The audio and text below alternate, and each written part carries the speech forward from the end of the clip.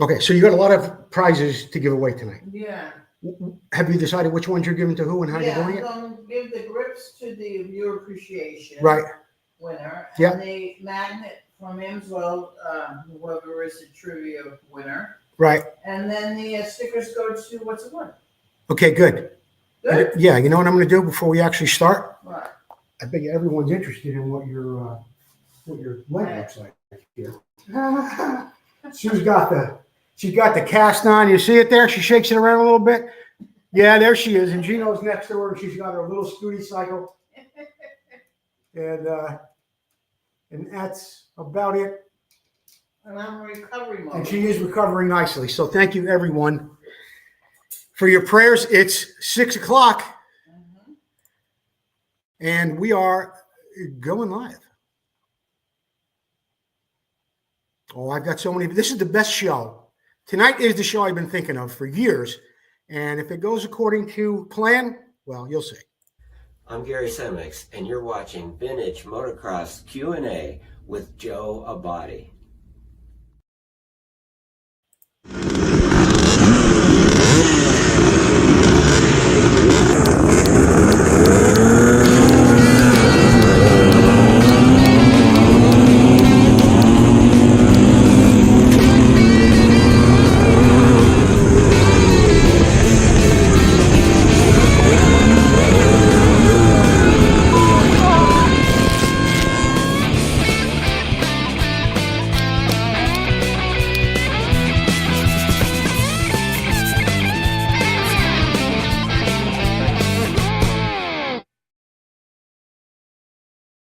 Good evening, everyone. You're watching Vintage Motocross Q&A. I am your host, Joe Abadi. Thank you for joining me tonight. If you just got here a second ago, you may have seen that the lovely Susie is back at the show. We're very, very excited about that. And Susie, how you doing down there? Good? I'm good. Yeah? Let me get you on screen here for a second. Hi. Yeah, there you are. There I am. Yeah, and she got a checkup today, and everything's good. And they even took a week off of her recovery. So we're very excited about that. And thank you all for all the messages that you sent us over the past week or so, and just the hundreds of comments about Sue's surgery. She's doing great.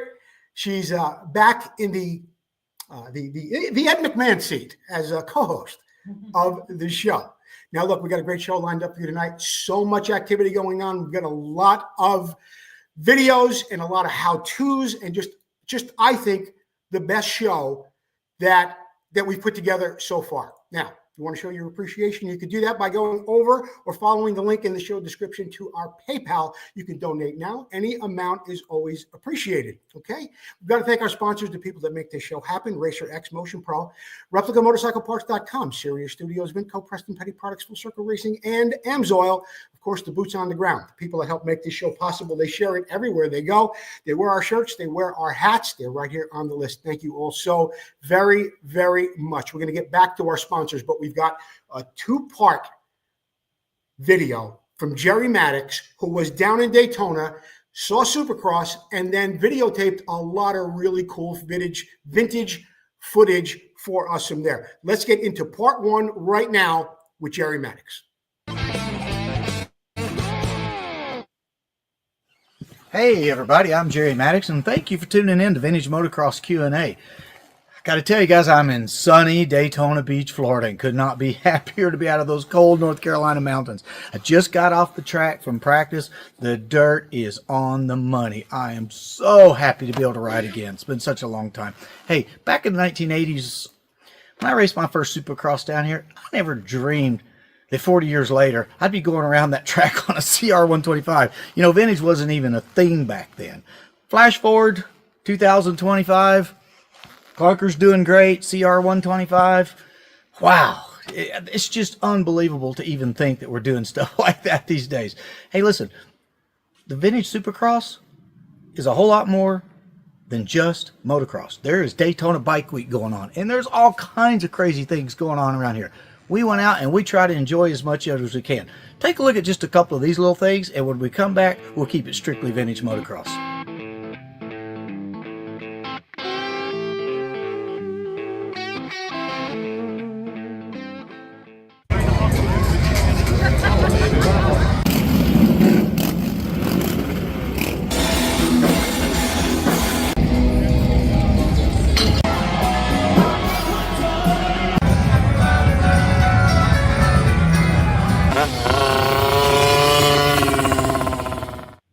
Hey, and welcome back. So the first thing we did was bright and early Saturday morning, we entered that world famous tunnel to enter into the Daytona Speedway. We were on our way to the Legends and Heroes Vintage Motocross Bike Exhibition. Frank Veredas of California travels the entire series of this Pro Supercross displaying these wonderful motorcycles, and we've been a guest of his for the last 3 years in a row, and we appreciate you so much. Just take a look at how beautiful these bikes are. These are showpieces, guys. These bikes rarely see dirt, if ever. So they're calling me for Moto 1. I've got to run real quick and put on some race clothes. Take a look at this pre-recorded clip that I did showing off some of my personal favorites. And I'll be right back. Hey everybody, welcome to Daytona. We're here at the Legends and Heroes event, and it's still early in the morning, and we just now got the load in done with the bikes. I just want to take a few seconds and talk about a couple of bikes. Few are special to me. Obviously, you know Clunker. Enough said about him. 1974 CR125. We call this the blue-collar working class bike of this show because it races all the time. Not necessarily pretty. But take a look at this guy. This is a special bike right here. This is my motorcycle now. This is a 1980 CR250. This is the bike that was the last bike I raced as an amateur at Ponca City in 1981. Some of you remember the 1981 CR250. Some loved it, some didn't. I chose to stay on my 80 model. So I'm going to try and relive some of that lifestyle later this year on this bad boy. This guy right here sits very dear to my heart. This was the last CR250 I raced as a professional. This is a 1987 CR250. That would be my last year riding for Honda Sport, and that was an awesome bike. Many of you might recognize the 75 CR125. That belongs to the world famous Lee McCollum. If you don't know him, then crawl out from under your rock. This guy right here, this KTM 490, the first time I experienced one of these, my best and worst enemy in racing motocross back up in Tennessee was a kid named David Ferris. He owns a KTM shop in Maryville, Tennessee now. He showed up on one of these weirdo bikes back when KTM was like, what the hell's a KTM, right? Slaughtered everybody. It would be years before we could ever tackle David Ferris ever again. The classic YZ125 of the 80s. Just take a look at these beautiful bikes.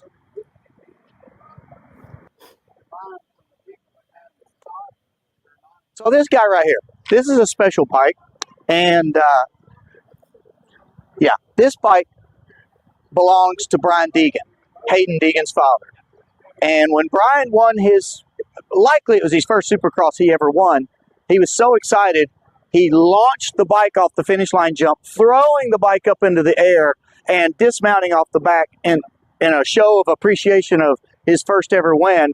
And the AMA did what they do. They rightfully fined him and gave him hell about it. So, 1,000 years later, his son Hayden wins his Supercross, does the same thing. Go Deegans. Way to go. We've got more coming up from Jerry Maddox a little bit later on in the show. Where am I? There I am. We got more from Jerry Maddox coming up a little bit later on in the show. And we got the second half of that video where we actually see him on the track racing clunker. Really, really exciting times. Don't forget to keep sharing the show, whether you're on Facebook or you're on YouTube. As the lovely Susie said earlier, we'll be giving away a set of grips like this. We'll also be giving away a mag light from Amsoil, and we've got some stickers and a whole bunch of other stuff. In the meantime, Al Roof, our dear friend Al Roof down there in North Carolina, wanted to thank everybody for making the White Lightning Carolinas race such a success last weekend. They gave away a lot of great prizes, and Al Roof just wanted to show his appreciation and let everybody know how grateful he was to that. I want to thank our new sponsor and person who is doing some coordinating with us here on the show, making some great contributions, Roger Neff and Brap Suspension. Last week on our show, while Susie was under the knife, so to speak, we had a really good interview with our friend Kurt Flash of Trail Rider Magazine. They are now a sponsor of our show, so don't forget, get Trail Rider Magazine, an absolutely fantastic magazine, covers a lot of the Northeast, but Kurt's heart is absolutely in vintage, and he's got a lot of vintage things in there as well. He also set up an interview for me with a guy I know, but I wanted to clear it up, and I've asked him once or twice over the past year or so, but Paul Clipper. will be our guest in the coming weeks. Paul Clipper spent a lot of time with Rick Simon, Super Hunky. He was there at Dirt Bike Magazine during the golden years. We will have an interview with Paul Clipper coming up. Thank you, Steve Wise. Moto Fellowship every Tuesday night at 5:30. Steve Bauer doing great things for some kids that really need some medical attention at the Big Air Kids Fair, and of course, Sirius Studios. Got a lot of great things coming out of Sirius Studios these days. I want to thank Larry Winter and his two boys for making it possible for us to do this show. You know, everybody contributes a little bit, and through that, we're able to bring you a show every week. Right now, I want to bring you our Next Time Try This segment. Another guy who contributes a lot to the show, our dear friend, Roy Vanderveer. So Roy's got something coming up, and this is going to take a few minutes, but it's absolutely worth it. Roy says that his sprockets speak to him. I kid you not. Hello, everybody. I'm Roy Vanderveer, and welcome to this week's edition of Next Time Try This. What I came across today is a rear sprocket that is talking to me. It is screaming a ton of information that there's a problem with this bike. I don't have the whole bike here. I just have the wheel. So I'm going to be going over this with the owner, but not only are his teeth worn to the point that replacement on the chain and sprocket is imminent, you could probably get a few more rides on it. But the really big issue is the chain is not tracking on the sprocket the way it's supposed to. So I'm going to come in as close as I can. There is a huge lip all the way around on the outside of the sprocket. Okay, now the underside, which I'll get in here, it's perfectly smooth. So the chain is riding on the outside of the sprocket really hard. There's a few things that could cause this. The chain guide could be bent in, which is the way it would usually go. Or the wheel is out of alignment, which is the thing that I most suspect in this case. So the problem with this condition is obviously it'll wear your chain and sprockets at a much faster rate. It will halve the strength of your chain, and we'll talk about that in a second. And a derailment is a lot more likely when the chain is not riding. The center of the tooth should be on the center of the chain, and you should be able to see light through either side, which we're going to demo on this other bike. So the way it halves the strength of the chain, if you will, we'll come over here a little bit. And we've got this chain here, and this crude picture represents the chain, the side plates, and the center rollers. This little block represents the tooth on the sprocket. If everything is good and correct, let me get close up here, the tooth will be centered on the roller. What we have on this sprocket is the tooth is riding all the way over to the left. Now, when it rides all the way to the left or all the way to the right, 100% of the load of the chain is being absorbed by the left side or the right side plates. So you effectively half the strength of your chain. Might even be less than half. Everything here is designed to work in alignment, of course. So what can we do about that? Well, the owner of this wheel, I don't know if he didn't check, I don't know if he doesn't have the tools, but I'll introduce you to a Motion Pro chain alignment tool. Again, a nice, affordable, and effective tool. And the way that works is you clamp it on the sprocket, and you use this bar to make a nice straight line right along with the chain. And it's real easy to sight things in. You don't even have to use the marks on the swing arm. Clamp this on here. When this is pointing dead straight forward and everything's in a straight line, you know your wheel is centered, no matter what the indicators say. Which brings me to another point. What if your rear sprocket and your front sprocket are slightly out of line. Then what's the important thing to do? Do I point the rear sprocket at the front sprocket, or do you make sure that both are in perfectly straightforward alignment? And the answer is the latter. They don't have to be lined up perfect this way, but it's both the rear sprocket and the front sprocket need to be straight. If it needs to take up a little bit in the length because there's an alignment problem, possibly from a bent swing arm or some bad spacing, clearly it shouldn't be that way, but sometimes we have to deal with stuff that's less than perfect. So in that circumstance, you just want everything dead straight. And this indicator from Motion Pro will do that. It's an inexpensive tool. Don't forget, you've got your Vmxq&A % discount coupon. Go ahead to their website and get yourself one. And don't forget to buy yourself something else nice. So, but wait, there's more. So how can we double check this even one step further? First thing we'll do is take our chain alignment tool, move it out of the way. Okay, and then with your bike up on a stand, you want to rotate the wheel a couple spins. And then we got to come down a little more, get in here real close. I hope we can see this. Bear with me. Okay, and then we take a flashlight and we come in behind the chain. And I can see light, and I hope you can too. I can see light on this side, and I can see light on this side. So I know that this chain is riding reasonably centered on that sprocket. If we get over to this sprocket, I can guarantee you there was no light shining through this side. That was an airtight seal over there. So that's something you can take a look at your bike anytime and see if it's riding hard on the outside or the inside. And if it is, it's a data that you need to pay attention. Till next time.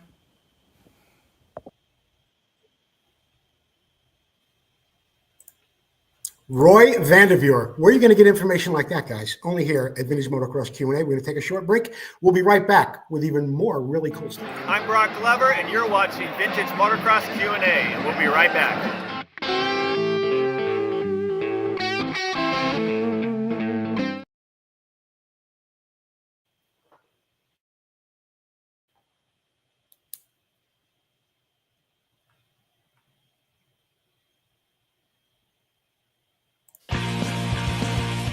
Vmxq, who already has a full line of vintage parts, now has air shocks that are an exact duplicate of the original air shocks so popular in the late 70s. So whether you're looking to build a full racer or museum showpiece, these shocks will give you that incredible 70s look and improve your bike's performance. These new air shocks are fully rebuildable with Vmxq rebuild kits, and all shocks are hand assembled in the USA with all new components. Every component is brand new. Just like the originals, our air shocks are adjustable with 2 chambers, high and low pressure, giving you tremendous flexibility for settings of your bike suspension.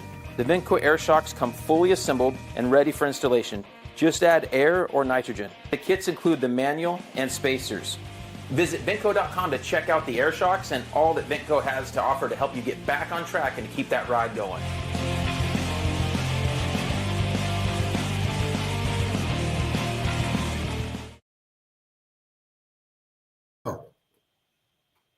Stay on track with Vmxq. They have over 1,000 products in their catalog right now. And of course, on any purchase over $200, you get free priority shipping. Suze, while I have you here, can you answer a question for me? Yeah. We're coming up on the What's It Worth segment. What are we giving away tonight? What's it worth? Stickers. Vintage Motocross Q&A stickers? Q&A stickers. Wow, wait the kids. Fresh made. Fresh, From batch. hot off the press. Hot off the press. Wake the kids, phone the neighbors. We're going to have stickers given away here for our What's It Worth segment. What's It Worth segment is, of course, brought to you by Full Circle Racing. Thank you, our dear friend Tom McAllister. I hope you're healing up as well. Tom's been under the weather a little bit with some leg issues of his own, but I think he's doing so much better. What's it worth? We've got a 1969 Penton 125 6-day and underwent a full refurbishment. This is, of course, the segment of the show where we do ask you, the viewers at home, to type in the comment section what you think this bike recently sold for. Okay? Now let's go again. It had a refurbishment as of January 2022. It's powered by a 125cc Sachs 2-stroke single paired with a 5-speed Sachs transmission. It is finished in green and white accents. It has a silver breather on it. Equipment includes polished aluminum fenders, steel fuel tank, black vinyl seat. It's got McGregor grips and control, Sirianni suspension of Bing carburetor. It also has, it's been adorned with the proper decals celebrating the silver trophy that was won in 1968 by the U.S. team of John and Jack Penton. Here are some other things while I'm reading about the bike if you want to take a look at it. The bike has a high breather frame. It's finished in a silver, fitted with the polished aluminum fenders, gray plastic airbox cover, black vinyl seat, yellow plastic number plates. It's got welded fork stops, a welded perforated skid plate, and a center stand. It's got as well a chrome steel Union Cycle rim measuring 21 and 18. They are laced up to cast aluminum drum brake hubs mounted to Kenda Classic K25 7D knobby tires. Suspensions by Sirianni. It's got 35 millimeter telescopic forks up front.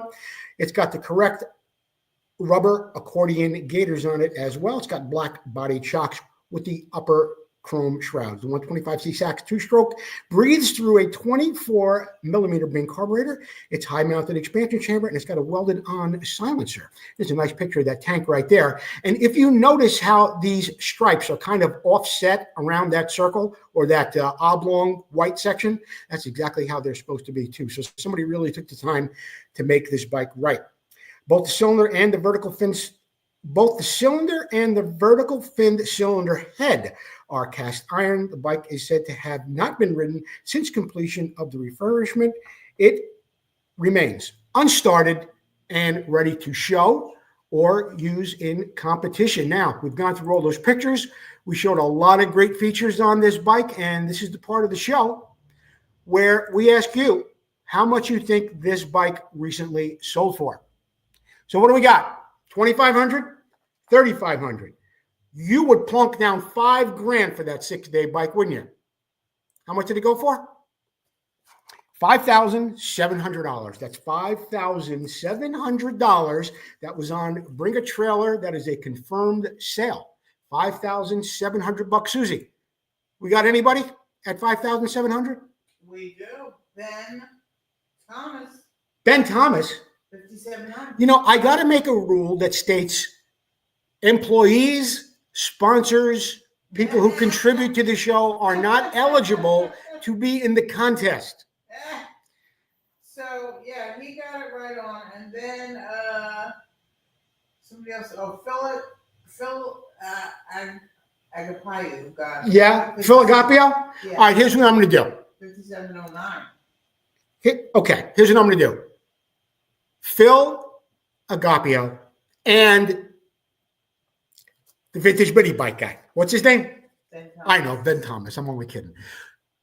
Send me your addresses in a private message on my page. I will send you both stickers. Okay? Where are we now? That segment was brought to you by Full Circle Racing Limited. Be sure to see our friend Tom McAllister, whether you need rims for your street bike, your vintage bike, whatever it may be. Go over and see Tom McAllister. And I think I have a little video here that was put together for our friend Tom McAllister. And you know who did this video? You'll never guess in 1,000 years. You'll never guess who did the Full Circle Racing video show. Who did the full circle? Yeah, who did it? Who did the full circle? You don't know? No. Well, who else? Who does all of our videos? Does a great job too. I get asked often, what's the most important thing on Clunker? Answer simple, it's me. That's why I use Full Circle Racing wheels prepped by Tom McAllister. So should you. Watch this and learn why.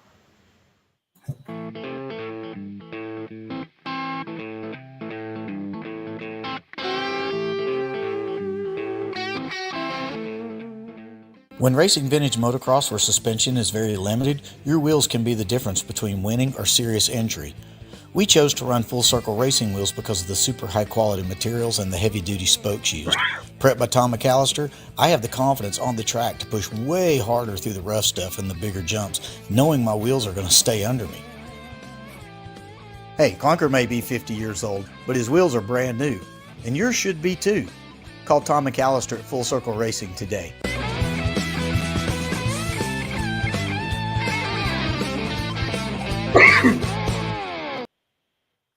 Thank you, Jerry Maddox, and of course, Tom McAllister at Full Circle Racing. I also want to thank our dear friend, Mark Ferriester, down at Sunrise Vapor Blasting. Does a beautiful job for us on all of our carburetors and little details of things that we put on our bikes. That is Mark Ferriester at Sunrise Vapor Blasting. Here's the problem. This segment of the show is brought to you by Motion Pro. And by the way, Roy Vandeveur, great job bringing in the Motion Pro tools on that video before. The next time, try this. That was cool. All right, that was really, really good. Our first question comes to us from Mike Conley Sr. Mike Conley asks, here's the problem. How do you keep the front end from pushing like a dump truck on some of the vintage bikes when stuffed into a corner hard? Well, I'll tell you this, Mike. Number one, if you're racing a vintage bike like your old CZs and especially Pentons, even the early Yamahas, they had very spindly front forks on them, 32, maybe 34 millimeters if you were lucky. I think it had maybe 35 by 1977 or 78. A lot of guys went to an aftermarket fork like Simon's. Some of them on your Evo bikes even went to 82 or 83 CR480 forks and put them on a little bit older bikes. But the first thing you should consider is a heavier fork. Now, if you can't do that, or for some reason in your class it is against armor rules or whatever club you're racing with that you shouldn't have a larger fork, you certainly could consider using a stiffer fork spring in that bike as well. In a moment, from Roger Neth at Brap Suspension, we're going to have another solution to that problem, so stay tuned. Now, a certain CZ I know of in the Northern California area uses a fork brace.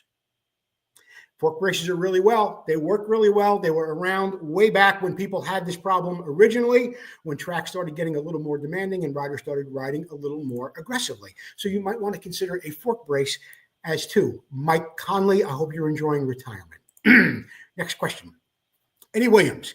I have an older Honda XL 250A. We tried to remove the head and cylinder to do a top end, and they're stuck. Any tips to get them loose without breaking the fins off? Any tips or help would be greatly appreciated. Yeah, what you're experiencing there, Eddie Williams, is galvanic corrosion through dissimilar metals. And if you look at this picture, it explains the whole thing to you. All right, next question. No, here's the problem, okay? What you're having here is there are dowels like this. Dowel pins that sit on your top of your cases before your cylinder goes on.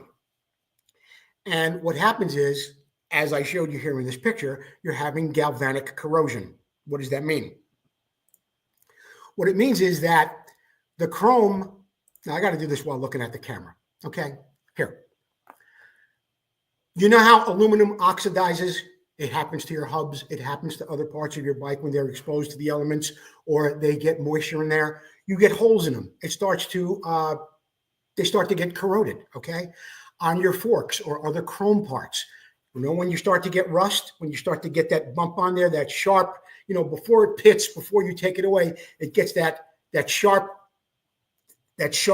rust spot, okay? Those sharp rust spots from the steel on your cylinder studs are eating into that dowel pin.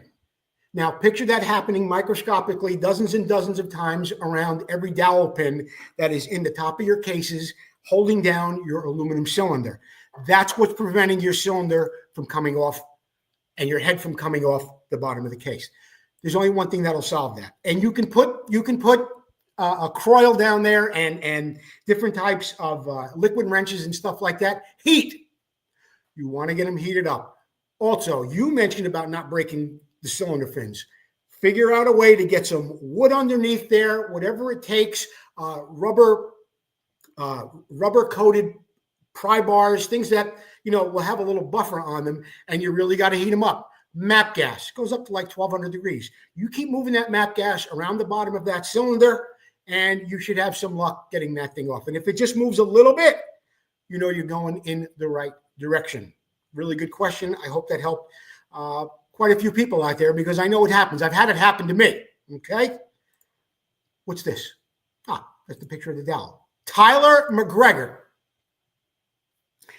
How do you remove vinyl paint from shady looking seat emblems? What's the proper procedure to use a stencil and paint new emblems or seat cover? What's the best paint to use? Okay.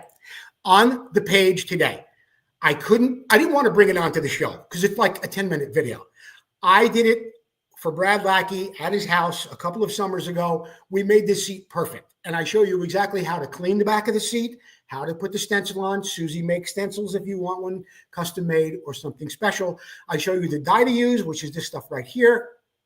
And I show you the complete way to walk through this. Now, your original question was, how do you remove a shady or faded logo that's on there? Lacquer thinner. Take a little lacquer thinner on a rag, and if it's already wearing away, you should be able to wipe it off. Now, I wouldn't exactly worry about, you'll probably get the logo off, but you might start taking away some of the black vinyl as well, some of the black dye in the leather. Don't worry about that. If you look here on the back of this seat, well, you can't really see it, but there's ribbing, there's piping that goes around right there. If you start to wear away the black vinyl or the black dye, you could re-dye that whole section black again. Okay, you re-dye it, you wait till it dries, and then you go on with your logo. On the Vintage Motocross Q&A page is a beautiful video, shows you step-by-step of me walking through the whole thing, and you'll get that job done. Okay, I didn't want to take up any more time on the show. Also, I wanted it to be, a more dedicated thing to you, Tyler, so you could get it all done and straightened out. The next time, try this segment was brought to you by Motion Pro. 20% off everything at Motion Pro still continues. Type in MP9135. That's MP9135. You'll get 20% off across the board on everything except custom cables at Motion Pro. Thank you, Russell Waters, for being a big-time show supporter of Vintage Motocross Q&A. Got all the AMSOIL products, and it's not just oils and greases. He's got stuff for you Second Amendment supporters, and he's got fuel additives and so much more from Russell Waters at AMSOIL. We are going to take another break. Once I get my fingers to move a little quicker here, we're going to hear from our friend Terry Good at the International Motocross Museum. We'll be right back with much more Vintage Motocross Q&A. Hi, you're watching Vintage Motocross Q&A. We'll be right back. We gotta pray, Rick. We gotta after this pray. prayer.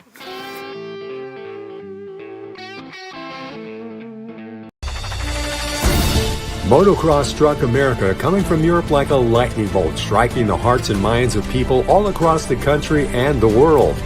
Battles of intense racing and cutting rivalries with loyalty to brands and heroes intensified as years of blood, sweat, and dirt flew through the minds of those memories of champions as they wrestled their machines through almost impossible tracks. But where are those past champions? And where are their bikes? Terry Good, an ex-pro motocross racer, has made it his life mission to honor these heroes and the bikes they rode to stardom.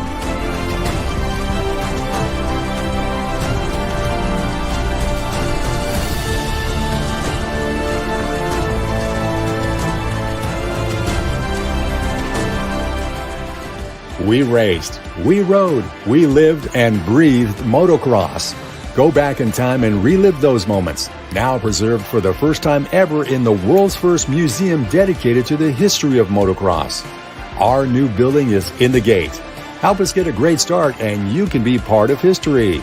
Go to internationalmotocrossmuseum.org and become a part of our team.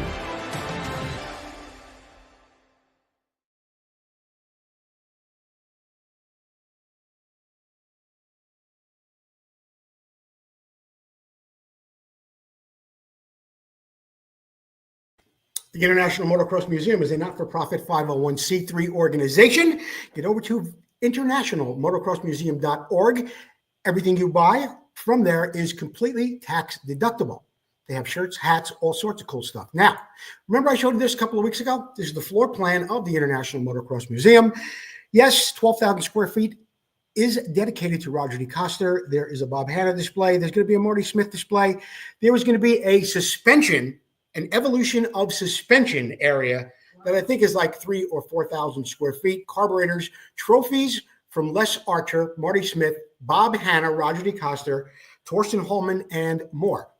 If that isn't enough, I was on a video call, a Zoom thing today with Terry Good and Mike Secor. That floor plan, as impressive as it looks right there, well, now it is 3D. Mike Secor has done an absolutely incredible job of bringing our vision to life. You're going to be seeing it very, very soon. There's a pitch book that goes along with it. There are already people that are interested, some of the big names, some of the OEMs. They're out there. They know about it. They're going to see the pitch book shortly. And and if you saw that pitch book and that 3D display, I guarantee you will pee down both legs. Ooh. Susie just peed down both of her legs just hearing me talk about it. Sue, you all right over there? Yeah? I didn't pee down both legs. Good. Okay. Only one. Only one? All right. Where were we? Enough with the comedy. Back to Vintage Motocross Q&A. The Moto Showcase brought to you by Preston Petty Products. The legend continues thanks to Paul Stainerd. This week we have a beautiful Mako sent in to us by Paul Griffin. He's got some of the most beautiful Makos you've ever seen and a story to beat the band with everyone that he builds. Mako Mo's 1981 Mako MC490 Mega 2. Engine verifications are, it's got a Vinco piston and bore. It's got Royal Rod precision balance crank from Fritz Gunther. Big friend of the show, Fritz Gunther. SFK bearings, new seals. It's got Wheel Smith modifications to the cylinder, a Wheel Smith exhaust. It's got Wolf Sport alloy swing arm, WUSA wheel build, XL rim, stainless steel spokes. It's got NOS front and rear hubs that have been turned with new SKF bearings. It's got all new plastic. It's got NOS works vented airbox, NOS gas tank, UFO number plates. It's got a compression release, a new throttle kill button, genuine Mako handlebars with Scott grips, NOS Moto Plat ignition coil, Pirelli MT16 tread pattern of the original OEM Metzler tires. It's got Van Hill brakes. It's got Mako Mo custom flag on the seat. It's got twin air filter foam.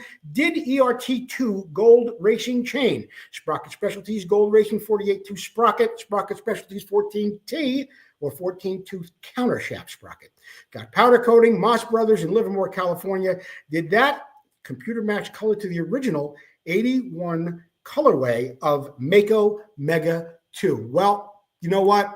Paul Griffin, you did an absolutely beautiful job on this bike. And as you've done on all of your Makos, especially some of the ones that I've seen that you show every year at the bike show down at Langston's, just an absolutely beautiful job. I want to thank you for sending in this bike.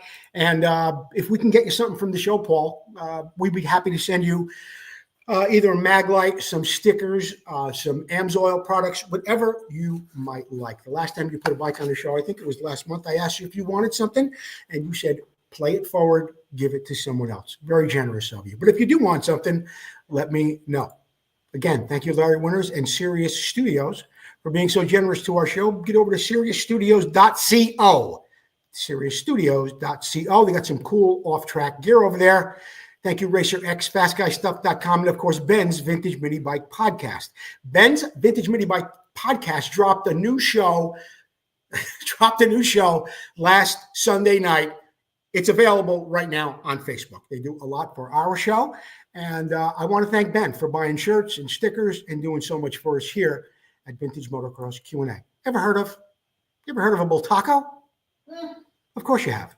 Well, I saw something on Facebook the other day, and I had to call my old and dear friend, Dave Boydston, to ask him if I could use this on the show. He agreed, and he sent me over the video. I want to say this before I begin.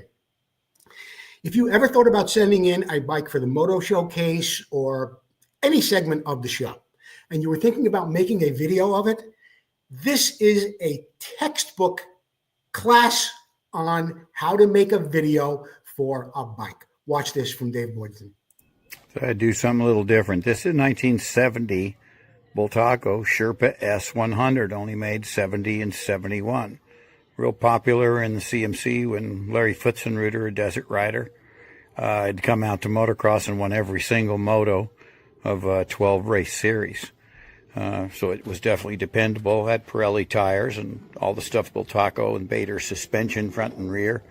Smaller forks and everything, but it's a 100cc motor, piston port with an Amel carburetor, points ignition, Amel levers. This is the way the bars looked. That's the gas tank. The seat had Bultaco Word on the back. There's the little Sherpa S emblem on the rear fender. 350 rear tire, handmade aluminum side panels for it. Really sharp looking little bike. This was a real motocross bike at a time then motocross was just starting in the United States, because the 100 class was pretty much dissolved in motocross in a very short while after this. NOS correct Pirelli tires, like new. Bader shocks, handmade side panels. It's the factory pipe on it right there. Little carburetor. Bottom end, same size as every other size. There's the ignition Femsitronic hanging off the frame. Very unique fenders. The heavy rolled edge on them. And those are the stock grips. Throttle is bigger round than the clutch side. The lever and the grip is even longer than on the other side. I don't know, want a lot of clutch, a little clutch, a lot of brake. It did come with black triple clamps, such, but this is a very good example of a little 100 Sherpa S, 1970 and 1971 Bultaco. Let me know if you like it. I'll send you some others. Thanks. Do I like it?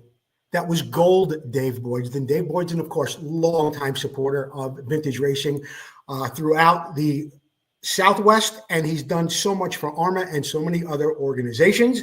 Dave Boydston, AMS, Arizona Motorcycle Salvage, of course, in beautiful state of Arizona. I don't have to tell you about Dave. Everybody knows him, and he does an absolutely fabulous job. That video right there, that's 100 points. I love that video. I love what Dave did, and I'm going to be bringing you more stuff from Dave Boydston as well. Don't forget to keep sharing the show, whether you're on Facebook or you're on YouTube. We are going to have a giveaway in just a little while for our viewer appreciation. But right now, you know what returns, don't you? Trivia is back, and we've got a good one tonight, and then we're going to bring you the second half of the Jerry Maddox video. But right now, we do have trivia. So I want you to type in the answer, guys. Don't call in. Type in the answer, okay? Here it comes. He was the only factory-supported motocross racer for Hudgens. He was the only one. There was only one. Yes, I believe that Harry Taylor was backed and supported by Hudgens on road racing at Daytona, but of course, that's Harry Taylor, and he is like synonymous with Hudgens. But there was only one motocross guy. You know who that is? Type in who you think it may be, and when we come back, we'll have the answer to that. Right now, we're going back to the Jerry Maddox video from Daytona. Where do you see this?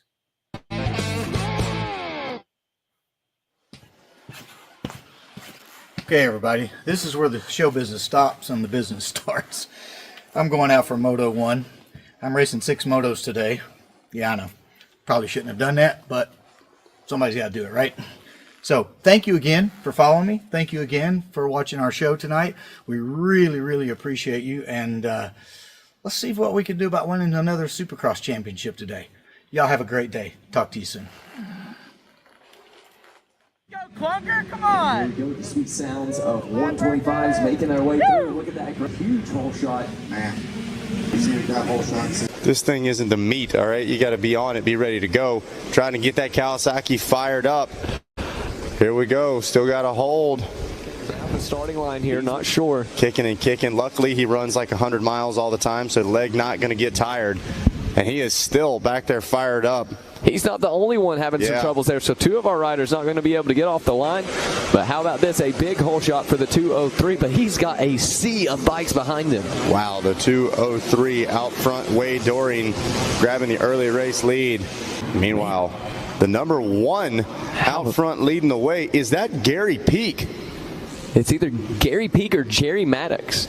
I actually know Jerry myself, and that very well could be him. And so Poindexter not going to be able to line up here after some trouble. So tough break for him.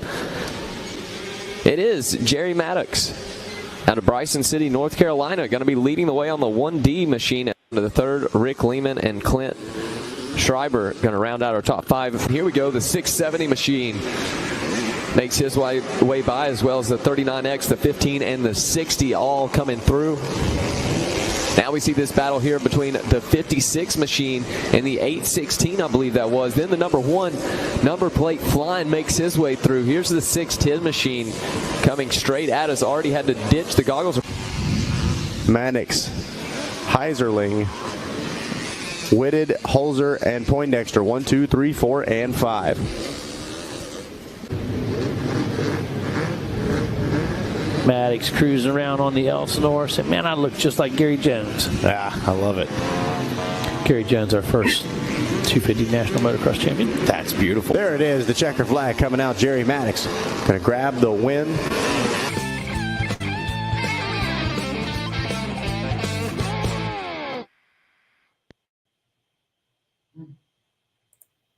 Great video. Are we not killing it tonight at Vintage Motocross Q&A? I'm bringing you everything I could possibly bring you. Thank you to Jerry Maddox, Roy Vanderveer, Dave Boydston, and if you think that's it, we've got more. Now we're going to bring out the dog show. Here it is. Gino, what are you doing, man? No, don't come over here. Stay where you are in the mother's lap. Stay right there. Suze, do we have a trivia winner? The question was, and I will bring it up one more time, he was the only factory-supported MX racer for Hodaka. Who was he? It was Tommy Croft. And who had the answer? Kurt Evans had the answer. Kurt Evans. First. Here's a picture of Tommy Croft with a Hodaka. Of course, quite some time after he had retired from professional racing. But Tommy is certainly an ambassador to the sport when it comes to Hodakas. I know he's up there every year during Hodaka days. And sometimes if he gets out there and gets a chance to swing a leg over a bike for a vintage race, it usually is a Hodaka. So I want to thank Kurt Evans for watching the show and playing along. I want to remove this from the studios. I want to stop chewing gum like I do when videos come on. And Gino, that's it. What do we got coming up next? What? What do you got? Oh, did you know with Jeff Kokoski? Jeff's got something really great. And if you notice, we've kind of been in the Daytona realm, the Daytona mood this week on our show. So we have Jeff Kokoski bringing us something from Daytona. And it is, did you know with Jeff Kokoski? And he wants you to know. Did you know about Daytona? This time of the year, anyone who grew up in the Northeast thinks about the sun, surf, and the bikes, among other things. And when you mention Daytona Bike Week, certainly their ears and their eyes pop up. When the Bike Week rolls around during the first week of March each year, it reminds us that the holidays are just way back in the rearview mirror, and the dreaded months of January and February in the Northeast are just about behind us. Bike Week also signals the riding season is just around the corner, and that all bikes and your maintenance should be coming down the home stretch. And what we do over the winter now, well, we move to the front and center of our to-do list. We get it all done. But did you know how Daytona Bike Week actually got its start? The run-up to what eventually would evolve into Daytona Bike Week didn't take place in Daytona or Florida for that matter, but instead 230 miles north. In 1932, Southeast Motorcycle Dealers Association organized a 200-mile dirt track race held in Vanderbilt Cup Racecourse in Savannah, Georgia. I did not know about this, Jeff Kokoski. Very interesting. But this is on the beach in Daytona right now. Anyhow, a second 200-mile dirt track race was held the following year in Savannah again. To go along with that, in 1934, the race was moved to Camp Clifford Foster, a CCCP work camp created during the Great Depression along the St. Johns River in Jacksonville, Florida, where it was held for 2 years. The race returned to Savannah in 1936. So how did it end up in Daytona Beach? Well, there really was a 3.2-mile automobile race course in Daytona that was roughly half paved and half hard packed on the beach. The race course ran approximately 1.5 miles north along the beach, then went through a 1/4-mile sandbank, and it went back to on A1A, ran through south parallel to the beach, then back onto the beach again for a 1/4 mile on a sandbank turn. It was a huge oval. Those early auto race days were promoted by Bill France Jr., who would eventually become the founder of NASCAR and developed the famed Daytona International Speedway. In 1937, in an effort to boost Daytona economy, France arranged for the 200-mile dirt track race to be moved from Savannah down to Daytona Beach. An inaugural running of the Daytona 200 was held on January 24, 1937. It was won by Indian-mounted Ed Kretz of Monterey, California. I think this is a picture of Ed right here. Yeah, there it is. By all accounts, the first Daytona 200 was a huge success, and the race would continue from 37 to 41, with an enthusiastic motorcycle crowd increasing each year. Oddly enough, the starting times for these events were dictated by the local tide tables. Imagine that. 1942 and 1946, the race was put out temporarily hold because of World War II. However, even though the racing event was officially called off during those times, people would still show up unofficially and run their own little bike week party. On February 24th, 1947, famous motorcycle race resumed, and again promoted by Bill France Sr. The 1947 race featured a record 176 riders. It was very, very popular, and it was a big, steady influx of visitors because now they had hotel rooms and campsites as well. The last beach road race course took place in 1960, was won by future AMA Hall of Famer Brad Andres. Okay, now in 61, the race was moved to Bill France's Daytona International Speedway, where the 200 has been held ever since, with the exception of 2020, when the race was canceled due to the China virus. Oh, I'm sorry, Jeff puts COVID pandemic.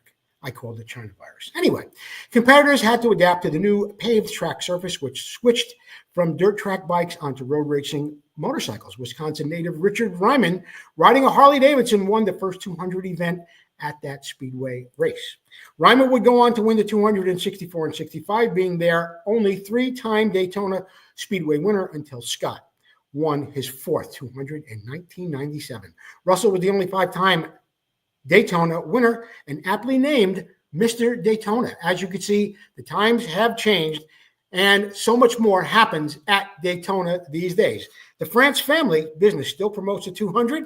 All the bike week races are held there at Speedway, including the Daytona 200. Approximately 500,000 people show up every year for Daytona 500, and the festivities for anyone who loves motorcycle. Daytona Bike Week should be on your bucket list. You'll make plenty of new friends, see some incredible motorcycles, and have just one heck of a good time. And if you're like most motorcyclists, one visit will never be enough. Jeff Kokoski, great coverage of what Daytona is, how it all came to be. You gave me a lot to read, but it is certainly worth it, and I surely hope everyone really enjoyed that segment by Jeff Kokoski, the expansion chamber.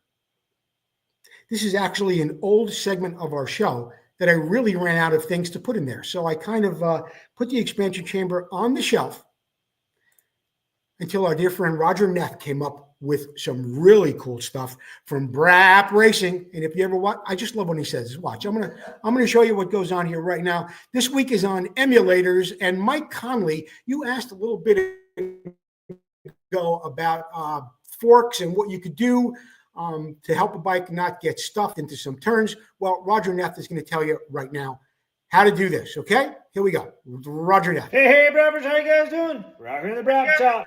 Got you in the vice cam. We're going to show you something cool. This is going to be a nice segment on the Joe Abate's Vintage Motocross Q&A. Today, the question is how to improve our vintage bike fork in an economical way. Well, we're going to Racetech again. We're going to talk about their Racetech emulators.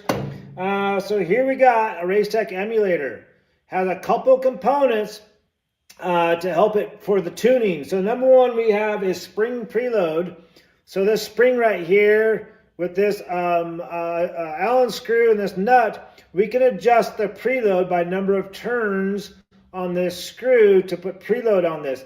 Adding preload to the emulator helps with the overall firmness that the fork is going to experience, and it helps control that mushy feel and that dive effect. You know, when you come into a corner and that front end dives on you, adding preload will help hold the bike up and increase the overall firmness, and taking preload off will help the bike go a little bit more in the stroke, might help the bike turn a little bit more. So that's the spring preload. And then we have spring rate. Your Racetech emulator comes with 4 springs. It has a yellow spring, which is what's installed on this emulator, has a blue spring, a red spring, and a silver spring. And each one of these, there's a different spring rate. So if we change the Racetech emulator's spring rate, it's going to, again, help with the overall firmness. And it's going to help when we hit square edge bumps, right? So if you're getting too much feedback in the hands, you might have the wrong spring rate on your emulator. You might have to go to one of the lighter springs.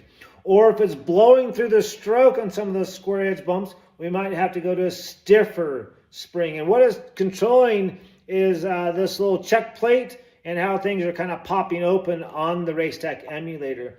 And the last thing we have is the little check plate, this little guy here, and you can see the little indentations. Each one of those can be drilled out. So every time you drill out another hole, it's going to soften the initial plushness of your Racetech gold valve. So again, if you're getting banged in the hands on bumps and you want a little more plushness, you'd take this off and drill out another one of these holes. Typically, we run 2 to 3 holes opened up. This emulator here, as it comes, you can see there's 3 holes drilled, and the last hole is not drilled.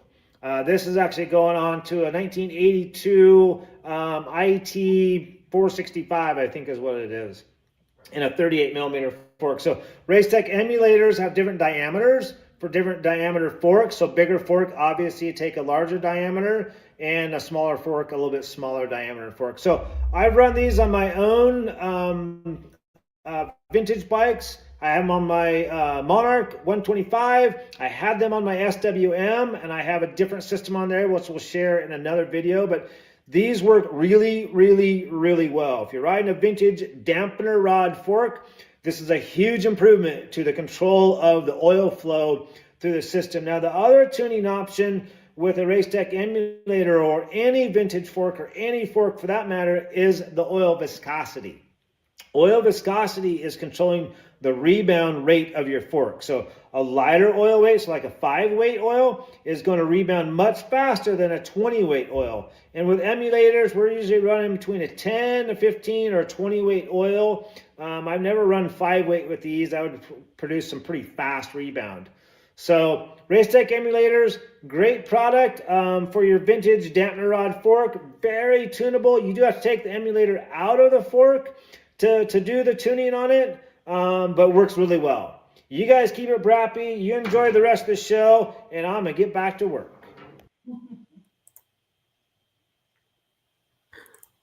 Roger Neff bringing it to us from Brap Suspension. Now, Brap Suspension, you'll catch things like that if you have an account on Instagram. That's where I found Roger, and I thought he'd be perfect with something like this. I didn't realize that he was going to be so vintage friendly. I wasn't really sure. And I just figured, well, some people might be out there, have some modern bikes, and that they could use some of the information that Roger had to offer us.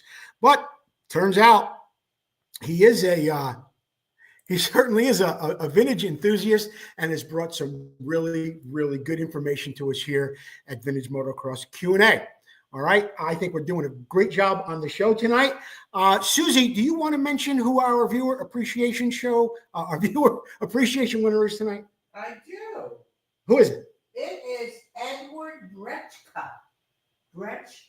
Edward Brechka.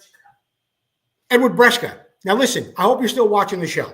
And anybody who's won something tonight needs to send me their mailing address in a private message on my page, Joe Abadi's page, okay? Send me your address. You'll get your stickers. You get your mag lights.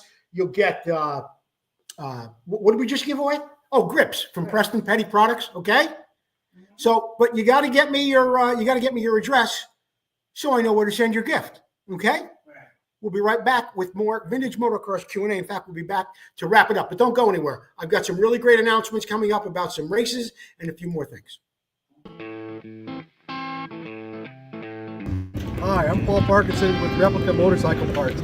I'm sitting here with our test bike, which is ridden by Jerry Maddox. He carries the #1 plate in the US. Let's go over a couple of the parts that we've got on here.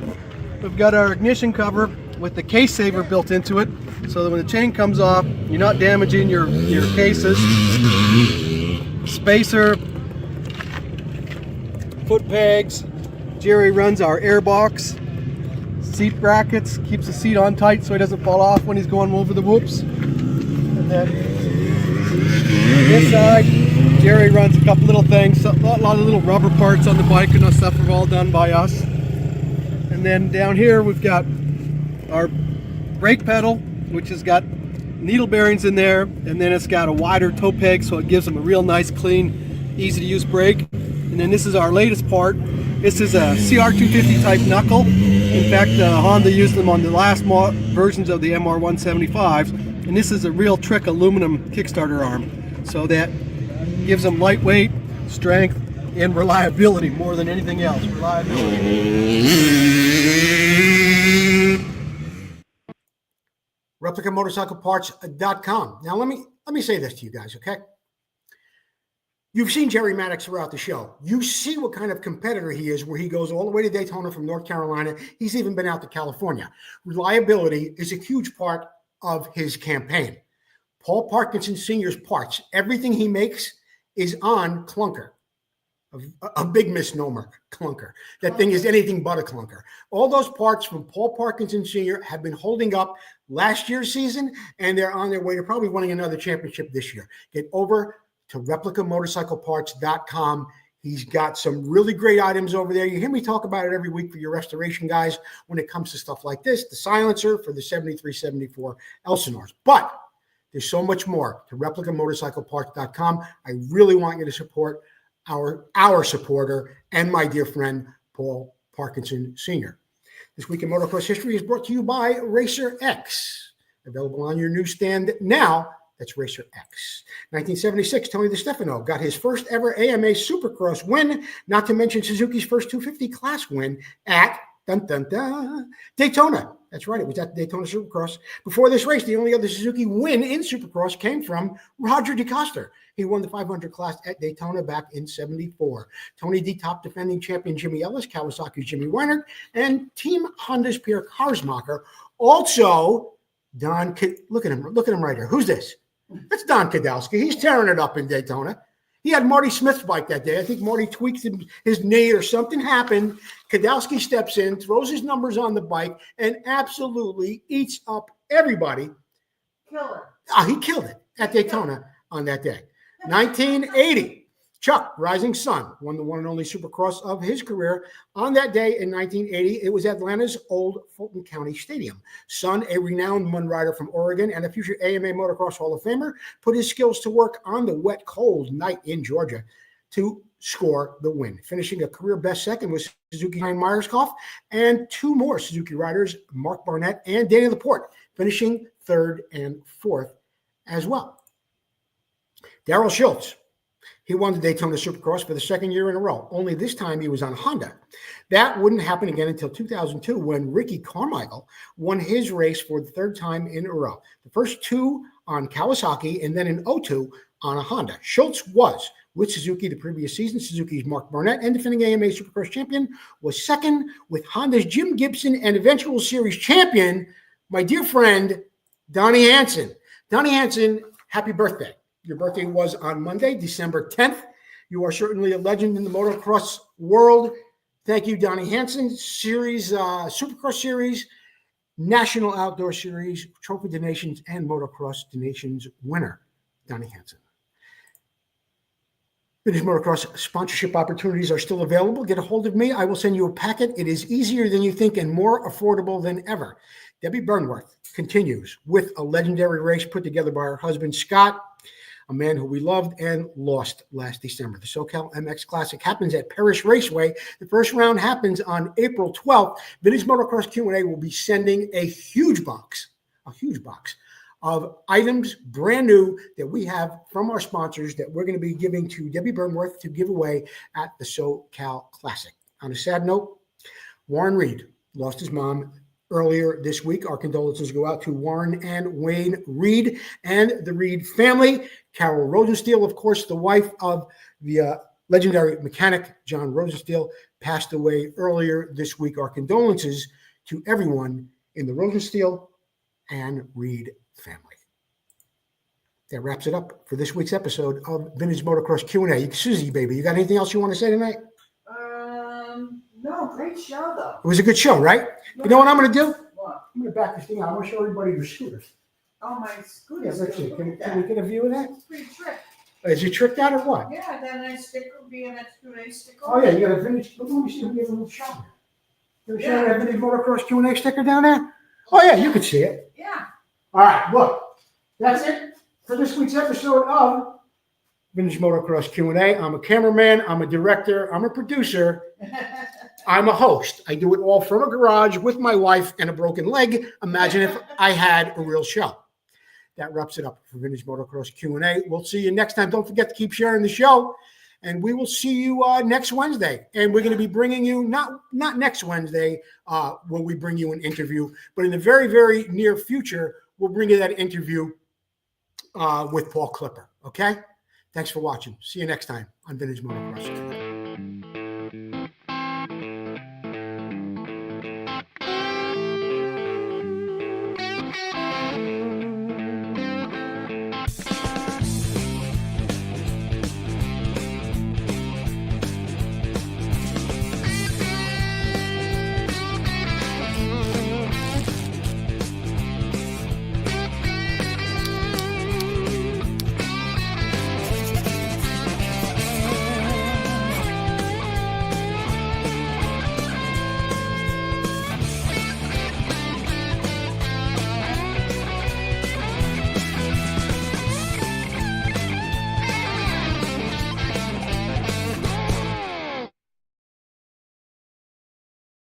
He's here. Gino is here. I didn't bring him on. And now we can absolutely end the show. Thank you.